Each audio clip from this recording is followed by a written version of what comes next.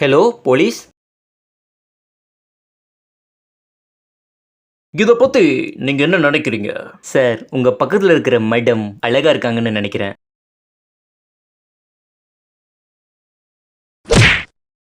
இப்போ சொல்லு, என்ன நடந்துச்சு? சார், நேத்து என்ன ஆச்சுன்னா,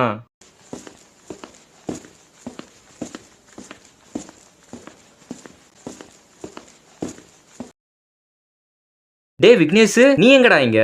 ஒன்றும் இல்லடா, என் ஃப்ரெண்டு வரேன்னா அதான் வெயிட் பண்ணிட்டு இருக்கேன். வாவ், சூப்பர்ரா.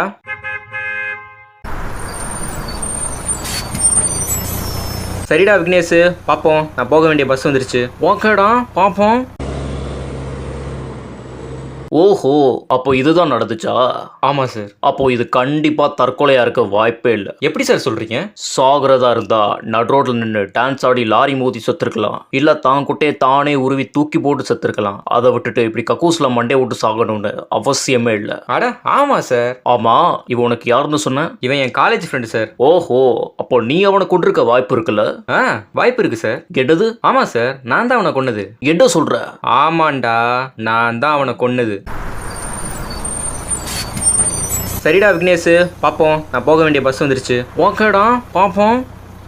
டிரைவர், நான் வரல, நீங்க கிளம்புங்க. ஓகே.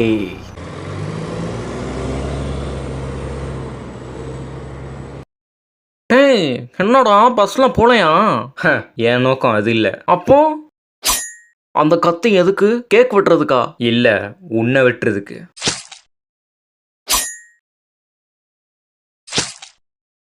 எதுக்கு அவனை கொன்ன? காலேஜ் படிக்கும் போது அவன் எனக்கு துரோகம் செஞ்சுட்டான்.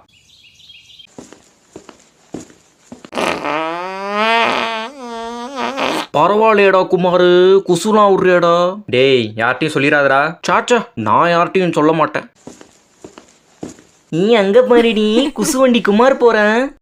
டேய், இதை பத்தி யார்ட்டையும் சொல்லாதுன்னு உன்ட்ட சொன்னா இல்லையா? ஏய், நான் யார்ட்டையும் சொல்லலடா.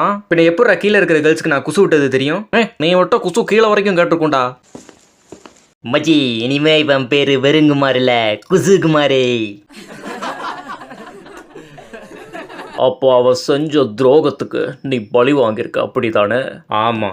அப்புறம் எதுக்குடா என்னைய கொல்ல வர? அன்னைக்கு நான் குசு விட்டதுக்கான காரணமே நீதான்டா. என்னது? என்ன பிரின்சிபல் சார், உங்க காலேஜ் ஹாஸ்டல் சாப்பாடுல காரமே இல்ல? ஆமா சார், சின்ன பசங்க அதான்.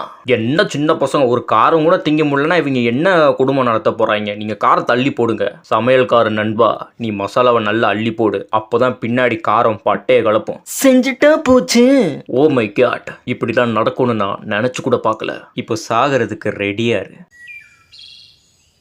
என்ன பண்ண போற?